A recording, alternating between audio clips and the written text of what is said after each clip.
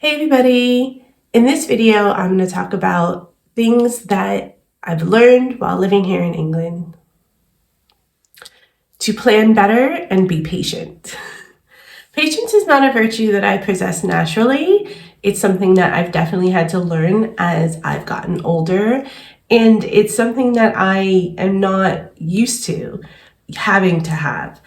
In America, we have a culture that's very much geared towards an instant gratification, constantly consuming something, whether it be a service, a good, or an experience. And most of the time, it just makes you kind of be on the go and make very spontaneous decisions. Here in England, the lifestyle is so much more relaxed and so much calmer, and it just it's conducive to more of a slow pace.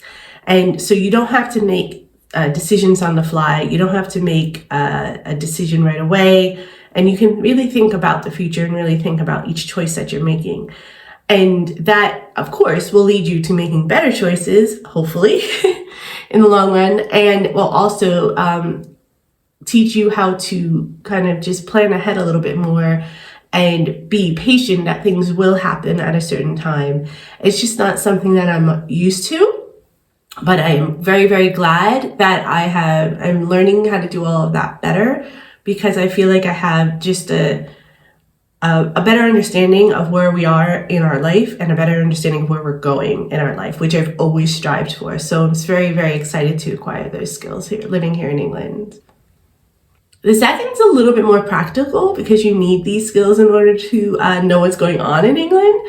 But the metric system, military time, and learning how to use Celsius. So for those of you who don't know, the metric system is the weights and measures that they use here in England, and I think most of the rest of the world. In America, we use things like feet and inches and pounds to measure weight. Here in England, they use things like meters and liters, and they even throw in a random one called stone when you're measuring like body weight. Still haven't gotten a full grasp on that one. The metric system is much, much easier to grasp. It's basically set in multiples of 10, and it's easy to find the conversion between centimeters, millimeters, and all of that kind of stuff. But they also still do use some measurements as inches and feet, I think, as well, as using pounds in some ways. And we're buying furniture and things like that. They sell it a lot in like, this is so many centimeters long instead of this is so many inches long. So I have to do a conversion. Luckily, there's an app for that to help me out. But it also helps that it's very, very easy to understand that it's in, the multiples of tens, and it's easy to break down once you get a handle on it. Military time, I was somewhat familiar with because it is used in America in certain instances, and my father being a veteran, I did learn it, but I never really used it in everyday life. Here, military time is very much used all the time. It's more when they write it, or it's in, they're scheduling it, it'll be more like 1500 hours, meaning 3 o'clock in the afternoon, or all of their digital clocks will all go to default to military time. So it is something that I have to still get used to. Is using Celsius. I'm still not 100% sure about this. I'm still learning it. I do have an app for this one as well. So when it tells me that it's 20 degrees Celsius outside, I put it in my little app. I get what the equivalent is in Fahrenheit, and that kind of gives me an idea of what the weather is going to be like for the day. I don't know what the exact conversion is because it's actually not like, it's like not 32 degrees, which you would think, because 32 degrees Fahrenheit is freezing and 0 degrees Celsius is freezing. So you'd think it would be like a even 32 degrees, but it's not. Because the Celsius increments actually go up, are smaller as they go up and down. Fahrenheit has the bigger gap. It's a little bit confusing. I know I've talked about this before, and a couple people have given me tricks, which I've tried to use, but I still can never really remember them exactly. So I think it's like double and add 10 or something like that. But I just go to my app. It makes life easier for me. I definitely have had to get a better understanding of Celsius and what is considered hot, what's considered cold, since I've lived here in England. How to laugh at myself more. I thought I had a pretty good handle on not taking myself too seriously in America. because a lot of people in America are not like me, are a bit more ego driven and are a bit more goal central, and tend to be a lot more serious. And I was always like considered the silly person of the group and things like that, because I would make fun of myself, I'd make fun of other people, I'd make very sarcastic comments and things like that. But here in England, they take it to a whole nother level. It is really, really funny and interesting. I love the British sense of humor, and I love how once they're comfortable around you, that how they'll just rip you and they'll just, everything's up for a laugh, even though it's a serious situation. A good group of people around me that have really been able to make me laugh a lot, and it's been it's been so much easier to take all of those tough times and convert them and move on from them, rather than like internalizing them or keeping that stress. You don't take yourself too seriously. I think that really makes life a lot easier. At least it has for me in my experience living here in England, and I very much appreciate it. Finding the good in the rainy weather. In America, the rain is always a nuisance, and it can vary from light rain to hurricanes, basically. So the weather in America is just as extreme as the culture is in America. It rains here a lot. The stereotype is true. And it used to just kind of get me tense and be like, rain I have to deal with, especially because I walk a lot to and from work and to and from the train station to the store. I walk everywhere. So when I first got here, it was tensing me up a bit and making me a bit annoyed, because I had things to do and all of that. English people just embrace it. It doesn't bother them because they're so used to it. It's just part of their life. Even if it's raining kind of hard, they'll walk out without even an umbrella, and they'll just go about their day like they normally would. And there is something to be said when it's not raining so hard and you can be a little bit more leisurely. So it is kind of nice to see the just the life in the rain. Seeing all of the trees that are in bloom and all the roses and the other flowers that are in bloom right now because it's summer, and just seeing how the rain reflecting off of the pavement and things like that. It is a very different view of life, and I've definitely come to appreciate a good walk in the rain every now and then since I've been here in England. The use of roundabouts. When I first started driving here in England, I was very intimidated about the roundabouts because we don't really have them in America.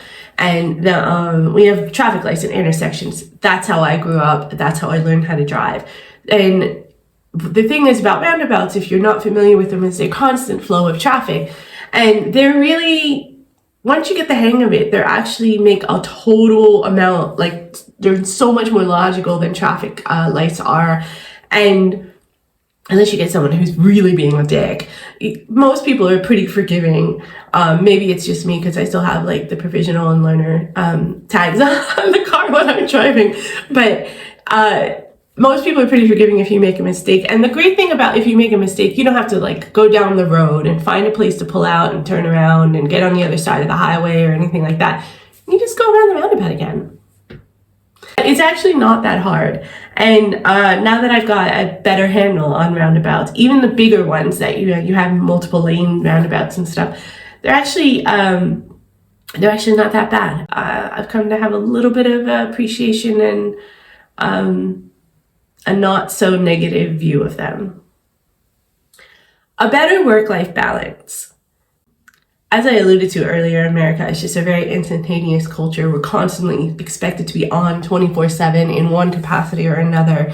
And work hours, even though they're listed as like 40 hours a week, there's actually some add-ons to that where it's almost expected to be there at least 15 minutes early, possibly work through your lunch or have a working lunch, leave 15 minutes late, just to show you're putting in the extra effort.